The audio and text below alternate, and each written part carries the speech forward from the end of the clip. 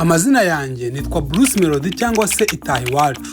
Ndi umuhanzi ukomeye cyane mu Rwanda, benshi ntibatinya kuvuga yuko ndi uwa mbere. Uwo nguwo uri kubona ni njyewe. Gusa sindi kuvuga uwo muhanzi uri muri mashini wakoze igitaramo. Wapi ndi kuvuga uwo mwana ahubwo ufite mashini. Ubu uhise utangira kwibaza ngo ni gute ndi umuhanzi ukomeye kandi ubona nyiri umwana kandi nkaba ndi umukene. Ndagira ngo utege amatwi wumve inkuru yanjye y'ubuzima, uraza gusobanukirwa impamvu natangiye mvuga ko ndi umuhanzi ukomeye kandi benshi badatinya kuvuga yuko ndi uwa mbere mu Rwanda. Ngo hariho umwana witwaga itaha iwacu Bruce. Gusa ngo uwo mwana yakundaga umuziki ku rwego rwo hejuru ku buryo yamaraga amasaha yose y'umunsi yumva indirimbo gusa nawe ari nako aririmba. Gusa uwo mwana nubwo yakundaga umuziki yari azi kuririmba kandi ikirenzeho ngo afite impano yo kuririmba, dore ko aho yasengeraga bamushyize muri korali atari uko ari umukristo, ahubwo ari uko yari azi kuririmba ndetse akanabafasha kwandika indirimbo. Nyuma y'uko uwo mwana yari afite impano yo kuririmba ndetse akaba akunda umuziki, iwabo ni bari bifashije cyane ku buryo bari bubashe kumufasha mu mpano ye yo kuririmba. Umunsi umwe uwo mwana bitewe n'uburyo yakundaga umuziki cyane yatse iwabo amafaranga ngo ajye muri studio gukora indirimbo, dore ko yari yaranditse indirimbo nyinshi mu ikaye ye. Icyo gitekerezo akikibwira iwabo byasaga nkaho akojeje agati mu noze. Urumva umubyeyi wifite ibibazo byo kwishyura minervari, kubona ibyo kurya, ntabwo wamubwira ibintu by'umuziki kandi n'ibintu byumvikana. Umuntu arimo kurwana no kwishyura inzu, arimo kurwana no gushaka imyenda y'abana, arimo gushaka ibyo kurya. Urumva kumubwira ibintu by'umuziki aba urumva nyine atari ibintu by'ibanze byo gushyira imbere, ndetse aba yumva nta n'amafaranga aba arimo. Ababyeyi abenshi uko batekereza bumva ibintu by'umuziki atari ibintu byo gushyira imbere, nyine yumvaga wenda ariko akundi nyine abana batekereza nyine ikintu akumva arashaka kugishorwamo amafaranga atari ikintu cy'ibanze. Umubyeyi wiwe nuko yegera Bruce Melodie amufata ku bitugu ndetse amureba no mu maso, amufata mu biganza, amubwira ngo urabona ubuzima ni butworoheye, ati kubona icyo kurya bisaba gukora cyane, ati nta mafaranga mfite yo kugufasha mwana wanjye, ati ariko niba ukunda umuziki koko nzagusengera, Imana izagufasha ugere ku ndoto zawe, kuko njye nta bundi bufasha naguha usibye amasengesho. Ariko umubyeyi wa Bruce abwira Bruce. Uwo mwana w'umuhungu akimara kumva ibyo yacitse intege, ukabona ntabwo agifite imbaraga mu kwandika indirimbo nk'uko yahoze abikora, ndetse yari yarahagaritse kujya mu marushanwa yo kuririmba nk'uko yabikoraga mbere.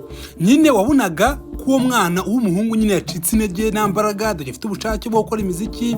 Wabonaga nyine byasa nkaho yacitse intege, ndetse nawe yumvaga yuko ibintu by'umuziki ari byo abantu bafite amafaranga, umwana wo mu bakene atagakwiye kuba byishora mu kukumva n'ibintu bisaba amafaranga, kujya muri studio, gukora video, gupromoting indirimbo. Yumvaga nyine ari ibintu by'abana mu bakire. Yatangiye nawe kubitekereza nyine bitewe n'amagambo bamwe yamubwiye, aravuga ati koko nshobora kuba ndimo ndibeshya, ibi atari iby'abantu nkanjye batifashije.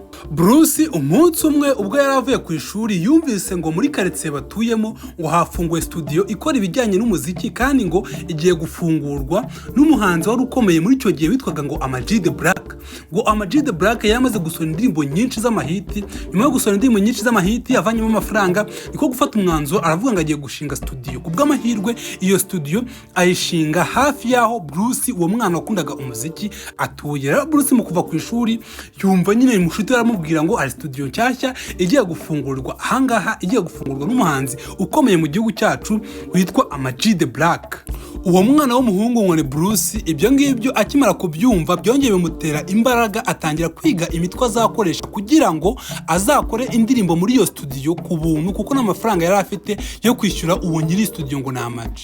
Kubw'amahirwe yagiye kuri iyo studio asangayo uwo muhanzi ngo ni Amag nyiri studio. Nuko Bruce abwira Amag ko afite impano yo kuririmba kandi ndetse ko yifuza kuba umuhanzi ukomeye nkawe. Amag nk'umuhanzi wari ukomeye icyo gihe akimara kumva inkuru z'uwo mwana w'umusore ngo ni Bruce n'izindi nshuti ze bari kumwe, baraturitse baraseka turashaka kumera nkanjye. Nyine bumvaga ari ibintu bidashoboka kubona kagasore kuje imbere kavuga ngo karashaka kumera nkawe, umuhanzi wakoze hiti, umuhanzi abantu bakunda, umuhanzi ufite amafaranga menshi wakoze studio, akana katagira n'igiceri cyo kuba yatega moto, akana katagira imyenda isa neza. Nyine bumva bwarse baseka baramumeneka, bumvaga ibyo bintu bisekeje kumva ko kana gafite inzozi nk'izo ngizo. Gusa ubwo basekaga babonye uwo mwana bisa nkaho ari seriye, nuko Amag aramubaza ati ese ufite amafaranga yo kwishyura ngo ukorerwe indirimbo wa mwana we? Bruce ati hoye, atariko ntumfasha nkazakora indirimbo muri studio yawe, ndagusezeranya ko nzajya ngukorera amasuku. Bitewe nuko Amag nta muntu yari afite wamukoreraga amasuku muri studio yiwe, niko kuvuga ati nta kibazo rwose ugize umwe amasuku mu gitondo na ninjoro tugiye gufunga studio ujye ukora amasuku nyine kuko haba haje abahanzi benshi bakahanduza babanywera fanta cyangwa se ibindi binyobwa urumva nyine ahantu haza abantu benshi ntiyabura nyine utuntu tw'umwanda babumvikanye batyo azageza gukora amasuku nawe ngo azakorerwe indirimbo. Guturuka ku wa mbere kugeza ku wundi wa mbere uwo mwana ngo ni Bruce yazaga gukora amasuku mbere yuko ajya ku ishuri na nyuma yuko avuye ku ishuri. Gusa n'ubundi kuko habaga hari abahanzi benshi baje gukora indirimbo kuri iyo studio byatumaga Bruce adakorerwa indirimbo ndetse nta muntu n'umwe wamwitaga bitewe nuko habaga hari abakiriya benshi kumva studio no y'umusitari abahanzi bazaga ari benshi kwikoreramo indirimbo. Yamaze amezi agira kuri 3 yose akora amasuku ariko nta ndirimbo n'imwe arakorerwa. Ariko bitewe n'uburyo yari umuhanga ndetse yakundaga n'umuziki yarihanganye akazajya kuri aya masuku yose nta ndirimbo akorerwa ahubwo akazajya yitegereza uburyo abandi bahanzi bakora umuziki ndetse akanareba uburyo barikodinga kuko we ntabyo yarazi. Nuko umunsi umwe muri weekend n'abakiriya amaji yari afite muri studio bahaye umwanya Bruce bitewe nuko yari amaze iminsi abashyiraho igitutu ngo barashaka gukora indirimbo. Bruce yinjiye muri studio dore ko yari amaze iminsi areba uko abandi babigenza yakoze indirimbo ye ya mbere. Gusa nubwo Bruce Melodie yakoze iyo ndirimbo muri iyo studio amaji ndetse na producer bumvaga ko ari indirimbo isanzwe nibaye umwanya nyine bumva bagiraga ngo bikize ideni ry'umwana umaze iminsi bashyiraho igitutu abakorera amasuku kugira ngo bikize igitutu bamukorera indirimbo nyine bumva ko ari indirimbo isanzwe nkuko nyine wakwishyura umuntu ideni giye bitewe nuko yari amaze iminsi agushyiraho igitutu bapfa kumukorera indirimbo nyine so yabigiye ibintu birenze. Gusa nubwo Bruce Melodie yakoze indirimbo yarasigaranye ikindi kibazo cyo kwimenyekanisha. Tekereza ko iyo ndirimbo Bruce Melodie yakoze maze ukwezi n'igice ibitse yarabuze amafaranga yo kuri promotinga ngo ajyane ku mateleviziyo ndetse no ku maradiyo. Yamaze ukwezi n'igice arimo aguza amafaranga ngo ajyane kuri radio bayumvishe abantu bamumenye. Kubw'amahirwe Bruce yabonye amafaranga ahagije nuko ajyana ya ndirimbo kuri radio ngo bayumve abaturage. Nuko Bruce Melodie nyine ajya kuri radio atanga amafaranga kugira ngo bapromotinge indirimbo ze. Urumva nago abantu bapromotinga indirimbo yawe gutyo just for free ubwo nyine kubashakira akantu kugira ngo bapromotinge indirimbo yawe nyine babona ahantu bungukira. Nuko Bruce Melodie akimara kuva kuri radio yaritahiye nk'ibisanzwe ananiwe yumvisha ari nkaho arangije umuhango ko iyo ndirimbo itahiga izindi zari zigezweho icyo gihe.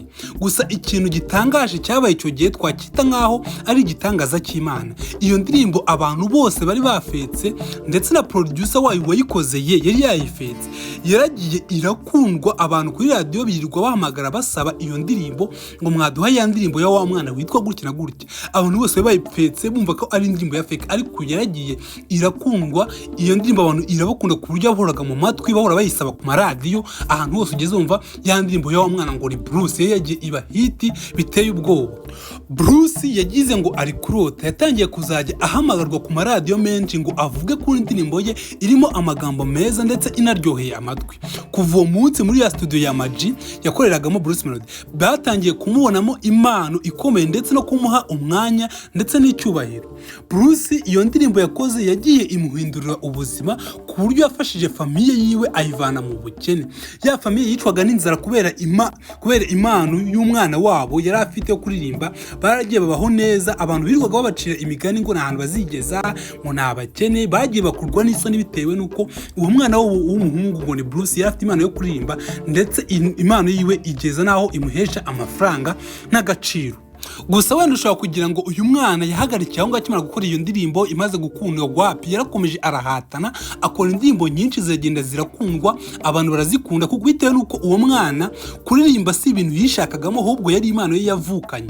Hari abantu wenda baririmba kumva ni ibintu barimo barihigamo ukumva ko atari impano zabo ariko uyu nguyu byari impano yiwe byari ibintu yavukanye byasaga nkaho ari nk'impano cyangwa se ubugeni Imana yamuhaye. Yaririmbaga abantu bakabikunda yajyanye indirimbo nziza gusa yagiye asora izindi ndirimbo abo umusitari aramenyekana bitewe nuko yagiraga ijwi ryiza ndetse ikirenzeho yagiraga discipline akanibuka aho yavuye bigatuma agira imbaraga mu gukora. Urumva no yuzi ukuntu inzara iryana ubukene buryana bigutana motivation yo gukora cyane. Yagiye arakora cyane byakwita nuko afite discipline afite n'imano aragenda arakundwa koko birangira yigaruriye igihugu cyose. Ari naho twatangiye atubwira yuko ngo ari umusitari wa mbere mu Rwanda nako nguko byatangiye. Bruce aba umusitari gutyo mu gihugu hose bitewe n'indirimbo imwe yakoze imuhesha hiti, yigaragaza nyine yuko ari umunyempano adakwiye gusuzugurwa. Ni naha dusoreje inkuru yacu, nayo nagira ngo tuvanemo isomo. Abantu benshi iyo turi mu bihe bikoranye ducika intege, tukumva ko byarangiye, bamwe dukoresha ibiyobyabwenge kugira ngo nyine twibagize ibyo bihe bibi turimo, abandi bakaniyahura. Ariko ntuzacike intege mu gihe wumva ufite ikintu ukwiye kuba wagira. Ngira ngo mubiboneye kuri iyi inkuru yacu ya Bruce. Uyu Bruce yarahatanye, yageze naho acika intege, ariko yumvishe ko yaje studio mu gace k'iwabo, yongeye agarura motivation, imbaraga ziragaruka, niko kujya muri studio. Anasaba yuko agomba kuzajya bakorera amasuku, ariko bakamukorera indirimbo. Tekereza ko yamaze amezi 3 yose nta ndirimbo arakorerwa, ariko ntiyacika intege. Rero mu buzima niba wifuza kuba wagira ikintu ugeraho, ntuzigire ucika intege, ndetse wumve ko Imana ikigufiteho umugambi.